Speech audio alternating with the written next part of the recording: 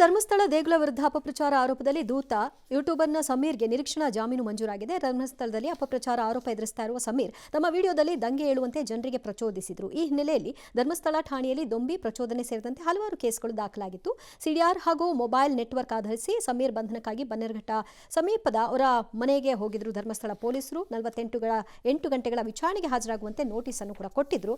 ಆದರೆ ಅವ್ರು ಬಂದಿರಲಿಲ್ಲ. ಆದರೆ ಕೋರ್ಟ್ಗೆ ಅವರು ನಿರೀಕ್ಷಣಾ ಅರ್ಜಿಯನ್ನು ಹಾಕೊಂಡಿದ್ರು. ಅರ್ಜಿ ವಿಚಾರಣೆ ಈಗ ಅವ್ರಿಗೆ ಬೇಲ್ ಕೊಟ್ಟಿದ್ದಾರೆ. ಐ ಎಕ್ಸ್ಪೆಕ್ಟೆಡ್ ಅದು. ಎಲ್ಲರಿಗೂ ಬೇಲ್ ಕೊಟ್ಟಾಗ ಅವ್ರು ಯಾಕೆ ಬೇಲ್ ಕೊಡಬಾರ್ದು? ಕಾನೂನಲ್ಲಿ ಅವಕಾಶ ಇದೆ, ಅದನ್ನು ಅವ್ರು ಬಳಸ್ಕೊಂಡಿದ್ದಾರೆ, ಅವ್ರಿಗೆ ಲಭಿಸಿದೆ. It's all right. ಬಟ್ ನಾವು he has to go to ಎನ್ಕ್ವೈರಿಗೆ. 88 kg ಇದ್ದವರು ಈಗ 72 kg ಬಂದಿದ್ದಾರೆ. ಅಂದ್ರೆ 16 kg ವೆಯ್ಟ್ ಲಾಸ್ ಮಾಡ್ಕೊಂಡಿದ್ದಾರೆ. ಮೊದಲ ದಪ್ಪ ಬಾಳದಿ ಎಷ್ಟು ಮೇಯ್ ಬಿಟ್ಟಿದಿ, ಎಷ್ಟು ದಪ್ಪದಿ ಅಂತೇಳಿ ನನಗೆ ಹಾಸ್ ಮಾಡ್ತಿದ್ದು. ಈಗಿಲ್ಲ, ಈ ಸಲ ಬಾಳ ಸಣ್ಣ ಹುಡುಗಿಗತೆ ಕಾಣತ್ತೆ ನನಗೆ ಜನರು ಅಂತ. ಇದಕ್ಕೆ ಯಾವ ಸೈಡ್ ಎಫೆಕ್ಟ್ ಇಲ್ಲ. ನನಗೆ ಜೀನಿ ಸ್ಲಿಮ್ ತೊಗೊಂಡು ಫುಲ್ ಖುಷಿ ಇದನ್ನೀಗ ಅಲ್ವಾ?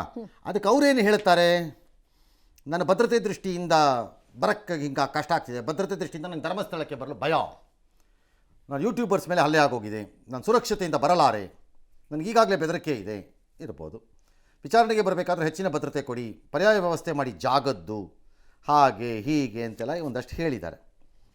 ಧರ್ಮಸ್ಥಳದವ್ರು ಕೇಳಿಲ್ಲ, ಬನ್ನಿ 13ನೇ ತಾರೀಕು ಅಂತ ನೋಟಿಸ್ ಕೊಟ್ಟಿದ್ದಾರೆ.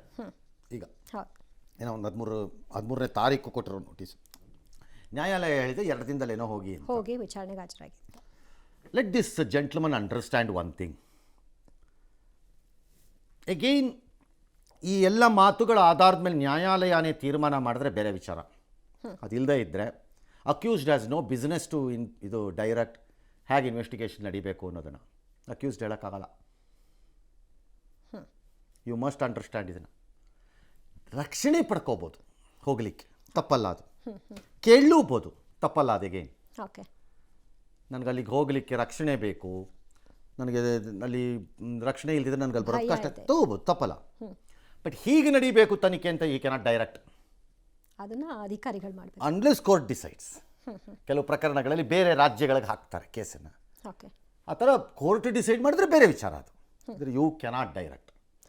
ಎಲ್ಲೋ ಕೂತ್ಕೊಂಡು ನಾನು ಕೆಲವರು ಎಲ್ಲೋ ಕೂತ್ಕೊಂಡು ವಿಡಿಯೋ ಮಾಡ್ತೀನಿ, ಹೊರಗೆ ಓಡಾಡ್ತೀನಿ, ಯಾರನ್ನ ಬೇಕಾದರೂ ಮೀಟ್ ಮಾಡ್ತೀನಿ, ಆದರೆ ವಿಚಾರಣೆಗೆ ಹೋಗೋದಕ್ಕೆ ಮಾತ್ರ ಭಯ. ಆಯಿತು, ಅದನ್ನು ಹ್ಯಾಂಡಲ್ ಮಾಡ್ತಾರೆ ಪೊಲೀಸ್ನವರು. ಅವ್ರಿಗೆ ಭಯ ನಿಜವಾಗ್ಲೂ ಇದೆಯಾ, ಇದೆಯಾ ಇಲ್ವಾ, they will be handling it. ಎಲ್ಲೋ ಯಾರೋ ಕೂತ್ಕೊಂಡು ಇದು 6 ತಿಂಗಳಾದರೂ ನಿಲ್ಲಲ್ಲ, ತನಿಖೆ ನಡೀತಾ ಇರಬೇಕು, SIT ಮುಂದುವರಿಬೇಕು. ನಿಮ್ಮ ತಾತನ ಮನೆ ಆಸ್ತಿನ SIT ಅನ್ನೋದು ಏನು? ಈ SITನ ಕಾನ್ಸ್ಟಿಟ್ಯೂಟ್ ಮಾಡಿಸಿ ನಡೆಸ್ತಾ ಇರೋದು ನೀವೇನಾದ್ರೂ ತಂದೆ ತಾಯಿಗಳಂಗಾರೆ? ಏನು ಅಂದ್ಕೊಂಡಿದ್ದೀರಿ ಪೊಲೀಸ್ನವ್ರನ್ನ SITನ? How can an SIT run ಅನ್ನೋ ಇದರಲ್ಲಿ ಎಟರ್ನಲಿ ಹೇಗೆ ನಡೆಯೋಕ್ಕಾಗತ್ತೆ? It's a special investigation team, ಅದು ಫಾರ್ ಎ ಸ್ಪೆಸಿಫಿಕ್ ಪರ್ಪಸ್ಗೆ. ಅದು ಅಚೀವ್ ಆದಮೇಲೆ ಏನು ನಡೆಸ್ತೀರಿ? 300 ಪ್ರಕರಣ ಇದೆ, 400 ಪ್ರಕರಣ, ಯಾವನ ಅವ್ನು 300 ಪ್ರಕರಣ ಅಂದವನು ಕರ್ಕೊಂಬಂದು ತೋರಿಸು ಅನ್ಬೇಕು ಅವನು. ಈ ವ್ಯಕ್ತಿ ಯಾರಾದರೂ ಆಗಲಿಪ್ಪ, 1000 ಅಂದ್ರಲ್ಲ, 2000ನೇ ಇರಲಪ್ಪ. Bring it, I say, show it, don't just talk. ಯಾಕೆ? ಅದರ ಪ್ರತಿನಿಧಿಯಾಗಿ ಬಂದವನು 17 ಜಾಗಕ್ಕೆ ಹೋದರೂ ಏನು ಸಿಕ್ಕದೇ ಇರೋ ಪರಿಣಾಮ ಇದು. ಹಾಗಾಗಿ ಇನ್ನು ಮುಂದೆ ಪೊಲೀಸ್ನವ್ರಿಗೆ ಈ ಡೈರೆಕ್ಷನ್ ಕೊಡೋರು 1000 ಆಗಿದೆ, 300 ಆಗಿದೆ, 600 ಆಗಿದೆ ಅಲ್ಲ. They are nobody to get to give direction and police should not listen to it. ನಿಲ್ಲಿಸಿದ್ರೆ ಕೋರ್ಟ್ಗೆ ಹಾಕ್ಬೇಕಾಗತ್ತದನ್ನ. ಆಮೇಲೆ ಯಾರೊಬ್ಬರು ಯಾರು ಇದರಿಂದ ಬಾಧಿತರಾಗಿದ್ದಾರೋ, ಯಾರೋ ಆಗಿರ್ಬೋದು, ನನಗೆ ಗೊತ್ತಿಲ್ಲ ಅದು ಯಾರದ್ದು ಅಂತ, ಆ ಬಾಧಿತರು ದೂರನ್ನು ತೆಗೆದುಕೊಂಡು ಬೇಸಿಕ್ ಇನ್ವೆಸ್ಟಿಗೇಷನ್ ಮಾಡಲಿಕ್ಕೆ ಬೇಕಾಗಬಹುದಾದಂತಹ ಸಾಕ್ಷ್ಯಗಳನ್ನು ತೆಗೆದುಕೊಂಡು ನ್ಯಾಯಾಲಯಕ್ಕೆ ಮೊರೆ ಹೋಗಬೇಕು, ನಮ್ಮ ಕೇಸಿನ ತನಿಖೆ ಮಾಡಿಸಿ ಅಂತ. ಸುಮ್ಮನೆ ರೋಡಲ್ಲಿ ನಿಂತ್ಕೊಂಡು ಇದು 400 ಆಗಿದೆ, 4000 ಆಗಿದೆ, ಎದ್ದೇಳಿ ಹೇಳಿ, ಎಲ್ಲಿಗೆ ಹೇಳಬೇಕು? ಎದ್ದು ಬಡಿಗೆ ತೊಗೊಂಡು ಬಡಿಬೇಕಷ್ಟೇ ಯಾರಿಗಾರ ಅವ್ರಿಗೆ. ಹಂಗಾರೆ ಯಾತಕ್ಕೆ ಹೇಳಬೇಕು?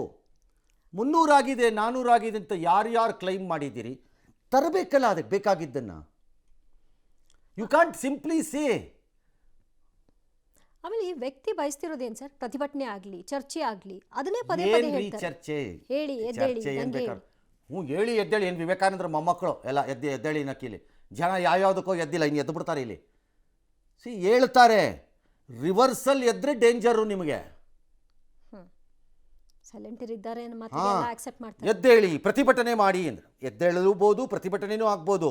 ಒಂದೇ ಕಡೆ ಪ್ರತಿಭಟನೆ ಎದ್ದೇಳಬೇಕಾಗಿಲ್ವಲ್ಲ, ಇನ್ನೊಂದು ಕಡೆನೂ ಪ್ರತಿಭಟನೆ ಎದ್ದೇಳಬಹುದಲ್ಲ, ಆ ಚಾನ್ಸಸ್ ಇರುತ್ತೆ ಆಗ. ಹಾಗಾಗಿ ಸ್ಪಷ್ಟವಾದ ಮಾಹಿತಿ ಇದ್ದರೆ ಅದು ರೇಪಾರು ಹಾಕ್ಕೊಳ್ಳಿ, ಮರ್ಡರಾರು ಹಾಕ್ಕೊಳ್ಳಿ, ನೂರಾರು ಹಾಕ್ಕೊಳ್ಳಿ, ಸಾವಿರಾರು ಹಾಕ್ಕೊಳ್ಳಿ, ಅದರ ಮಾಹಿತಿಯನ್ನು ಹೇಳಬೇಕು. ಬರೀ ಕೂತ್ಕೊಂಡು ಎಲ್ಲೋ ಒಂದು ಕಡೆ ಹೇಳಿಬಿಟ್ಟು ಓಡಿಸೋದಲ್ಲ ಅದನ್ನು. ಅಂಥವರು either they have to bring evidence or they have to face the consequences. ನಾನು ಅದಕ್ಕೆ ಹೇಳಿದ್ದು, ಅದರ ಪ್ರತಿನಿಧಿಯ ರೂಪದಲ್ಲಿ ಅವ್ನು ಬಂದಿದ್ದ ಅನಾಮಿಕ. ಹೌದು, ಅವನು ಬುರುಡೆ ಆಯ್ತು ಈಗ 17 ಜಾಗದಲ್ಲಿ ಅಟ್ಲೀಸ್ಟ್ ಹೌದು. ಅವ್ನು ಬುರುಡೆ ಆಗೋಗಿದೆ. ಹಾಗಾಗಿ ನಂಬಕ್ಕೆ ರೆಡಿ ಇಲ್ಲ ಯಾರು ನಂಬ್ತಾರೆ ಏನಾದರೂ ಸಿಕ್ಕಿದ್ರೆ ಮತ್ತೆ? ನಮ್ಮ ಎಸ್